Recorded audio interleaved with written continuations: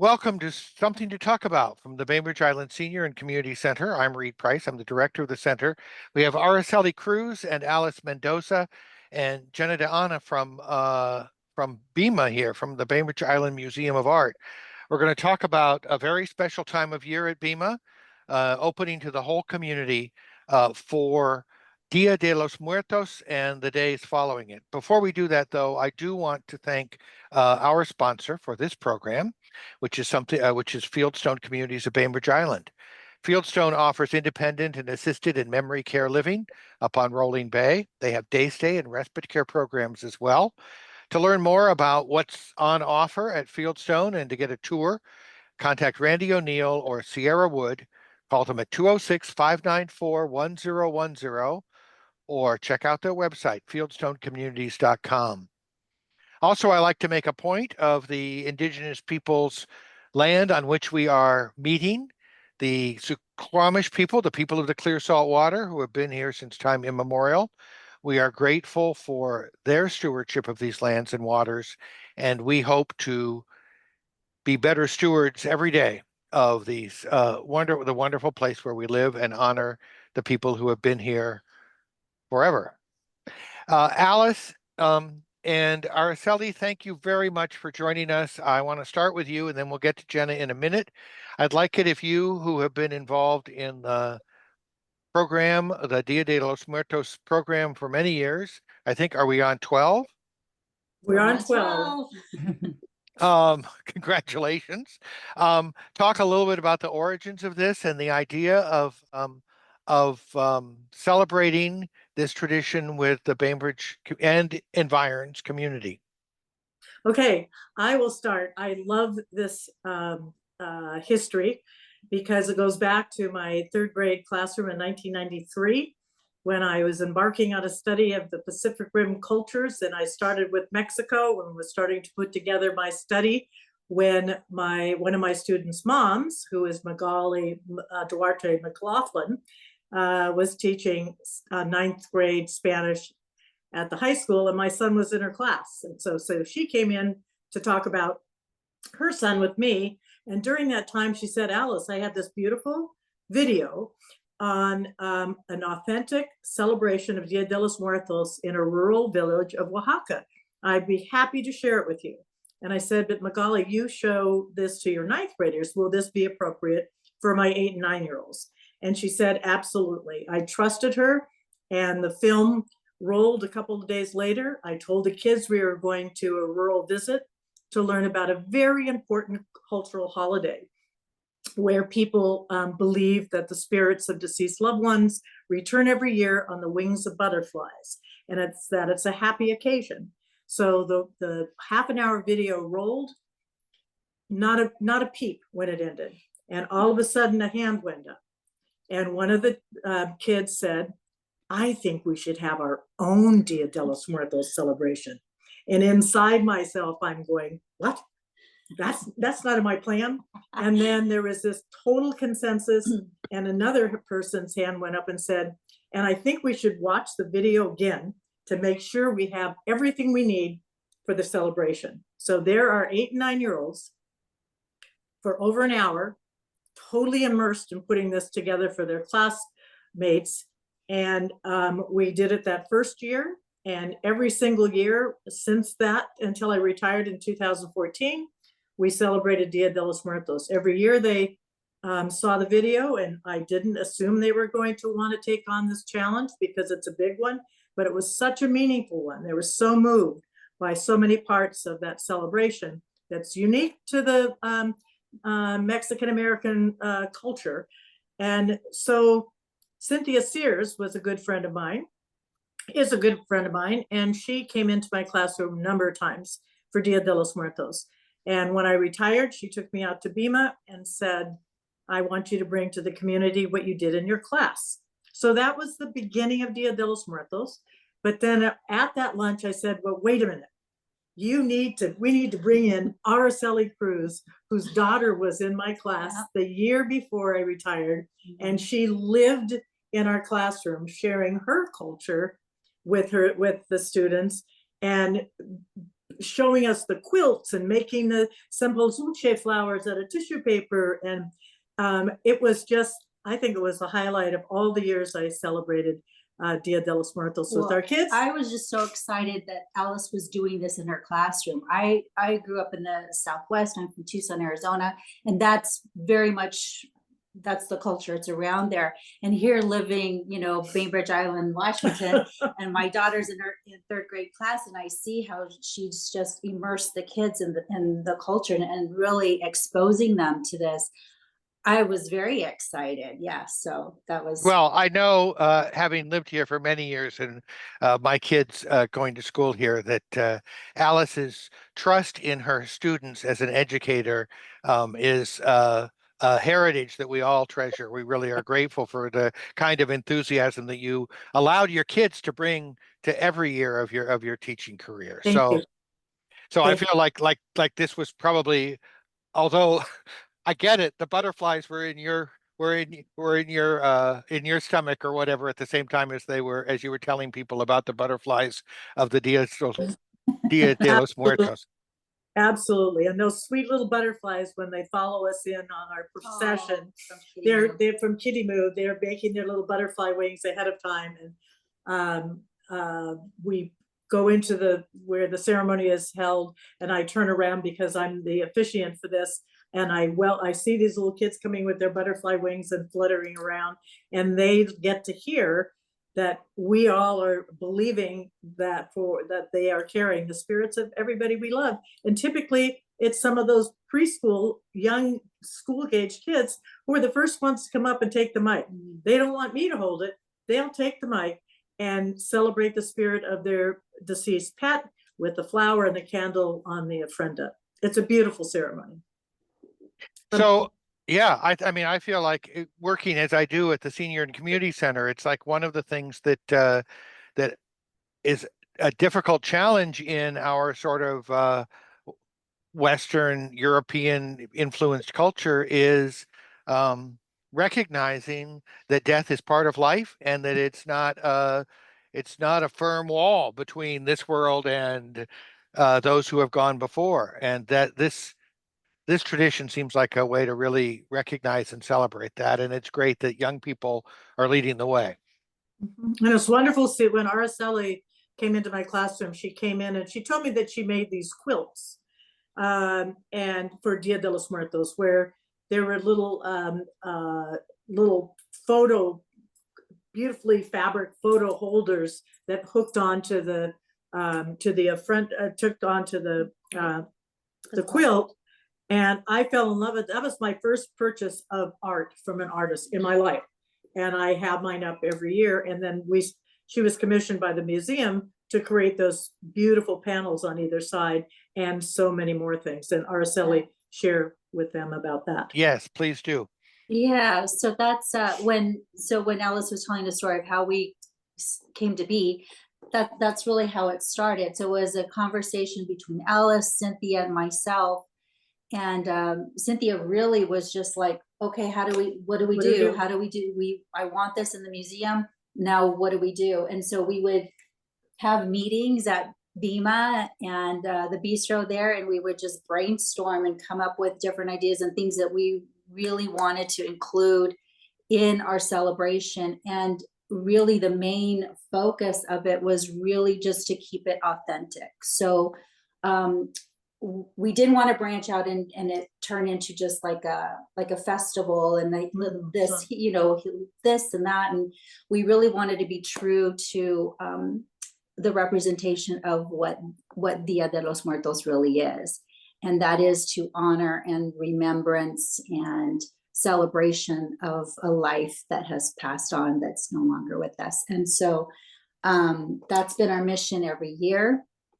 And one of the things that Cynthia stressed to me as far as creating something was that she just wanted this to be interactive. So she wanted the artwork to be interactive. And so I created, like Alice was saying, I started off making these quilts for people to hang, because it was something that they could put up, take down to celebrate put pictures or memorabilia. jewelry, whatever little trinkets, things on it. So I was thinking along those lines. And so I created 2 panels that flank either side of the ofrenda, and we've used them every year.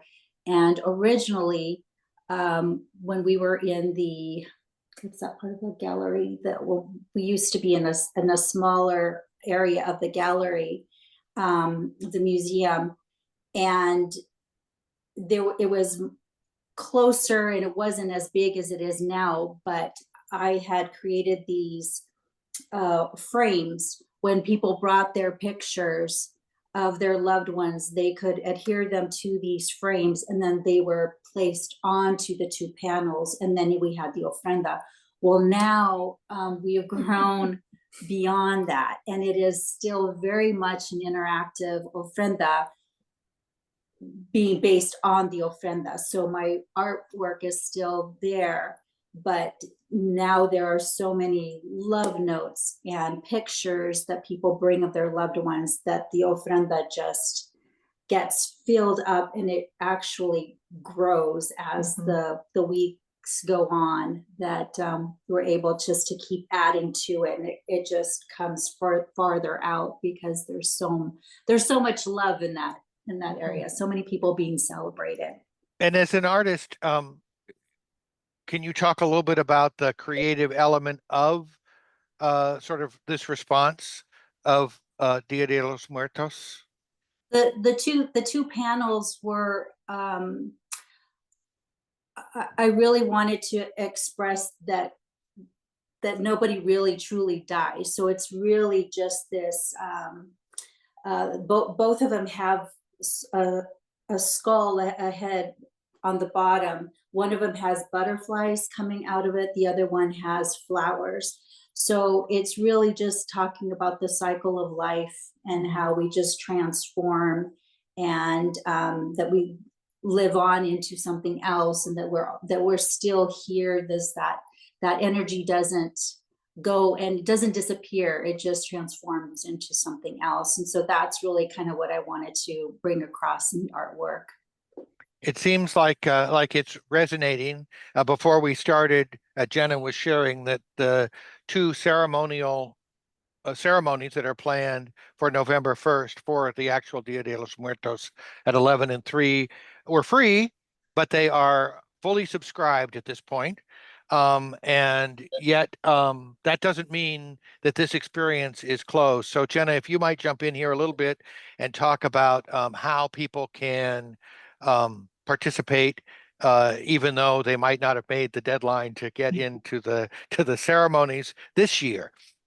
Absolutely. So the ofrenda and the ceremonies are going to be recorded and live streamed into our auditorium. So we have room for an overflow crowd of 100 people to go into our auditorium and experience the ceremonies live as they're happening, with a better view and possibly better sound than even if they were in the large gallery. So so that's up to 200 extra people over the course of the day, extra 100 at 11 a.m. and another extra 100 at 3 p.m. But also the whole museum is going to be dedicated to Dia de los Muertos throughout the day from 10 a.m. till 5 p.m. that day. So we will have traditional Mexican atole, which is like a corn, vanilla, and cinnamon hot drink. We'll have Mexican hot chocolate, pan de muertos, which is a special bread.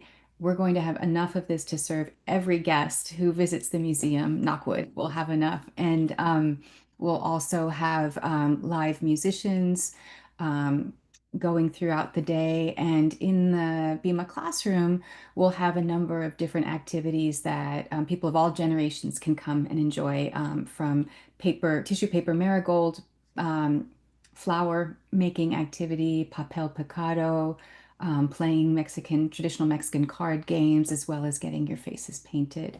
And I really do feel the need to say that in addition to Alice and Araceli's incredible dedication and efforts, this event would not be possible without the help of many, many, many community volunteers. Many of them are older adults from the community who, show up before dawn to create the flower path that leads into the museum, people who are setting up and breaking down the hundreds of chairs, so many things, hosting the activity tables, upstairs in the classroom. So it's an all staff and many people from the community supported event. Thank you for that, Jenna. Yeah. And then the other thing that we talked about a little bit is this is not a one-day thing. I mean, the Ofrenda will be open and people can participate in the sort of interactivity that we were talking about for some time afterwards. That's right. I mean, before and between the ceremonies on Saturday the 1st, anyone is welcome to wander through the gallery and approach the ofrenda after the ceremonies and add their own notes and honorings there. And then for 2 weeks after, during museum hours, we will have the ofrenda open so that any visitor can participate. And then for a couple days or a couple weeks. Couple weeks until I think the 16th of November.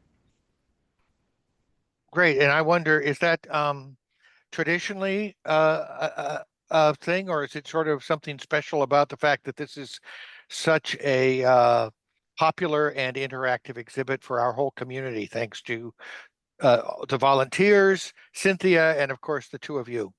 I would say that this is not traditional, and this is a very family oriented celebration.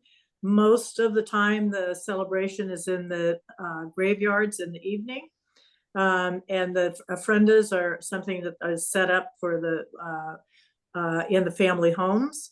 But we have taken that cultural experience and brought it to this broader community with so much affirmation from the Mexican American, Hispanic American community, who know about our celebration and are participating more and more. What I think is really important, that really stuck with my kids, with my students, is that this is a very expensive holiday.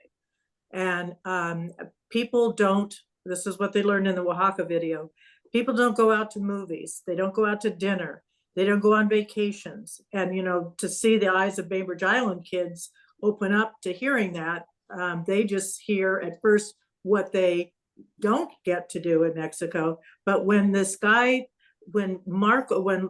Carlos told the kids, do you see this bottle of Coca-Cola on the ofrenda? I had to work all day to put that bottle of Coca-Cola on the ofrenda in celebration of my father's spirit. Because we hope that by doing this, that when it's our turn to be celebrated, our family will take care of us. So this is really a very tight-knit family celebration. But believe us, when we are in the celebrations at BIMA, the community is a very tight-knit, close family, and it is absolutely one of the most beautiful things I've experienced. We all come together. It's all part of the cycle of life. Through a different cultural lens, we can come to understand death more and be more at peace with it. So it's quite a gift we're getting. Yes, I mean, to me, and I'll let you, I'm sorry, I was just going to add that I'm grateful for the fact that this is building a family on the island, that we need to work just like our personal families. It doesn't come without connection and effort, and the effort that you're making, I think, is just a wonderful gift to the strength of our community. And this is way beyond our community. This is off island. We have a very strong population of people coming from off island all the way to be with us on that day. Araceli, were you going to say something? I was just going to say that, you know, you were asking about the time, and even though in some parts of Mexico, it is only celebrated on that day, but there's a lot of prep work. There's a lot to, like Alice was saying, there's a lot of saving up the decorations to do all that. And us taking the 2 weeks to have that open for people to come to the museum, I think that was the time allotment that we decided was a good time. It's not too like overly extending in the whole month, but yet it's giving time for enough people to come out of their busy schedules to come and partake in the ofrenda. And one of the things we've noticed too that's really nice, like Alice was saying, it creates such a community. Maybe somebody might come on that Saturday or come during the week or whatever, but they'll come back multiple times, because there's a space created. There's an energy good point. there. There's just the air is different. And to walk in to see that, and like I said, it just grows day after day. And so there are many people that come back multiple times just to be there. So The website is beautiful, by the way. I would Yeah. encourage anybody listening to go on, and others pass it on, that the BIMA website is absolutely excellent, and it has a wonderful loop of photos and explanations of everything, most of what we've talked about. So Yes, I was going to say it's biartmuseum.org is the BIMA website. And thank you. Yes, Oh. Jenna? I just wanted to add also that, Chief Curator at BIMA, Greg Robinson, has put together a gorgeous exhibition called Dia de los Muertos and Beyond. It features the artwork of Alfredo Araguin and several other regional artists of Mexican and Hispanic and Latin American descent. And this coming week, we really expand that exhibition due to Alice's great efforts in outreach in regional schools. So we have the artwork of student artists from about 13 or 14 different regional schools that will also be up as part of the exhibition for the next couple of weeks. great addition. Yep. Yes. And I do have a new piece that will be Yeah. out there too. So I'm excited about showing that. Araceli has many pieces up at the museum, so just But look for just- that name.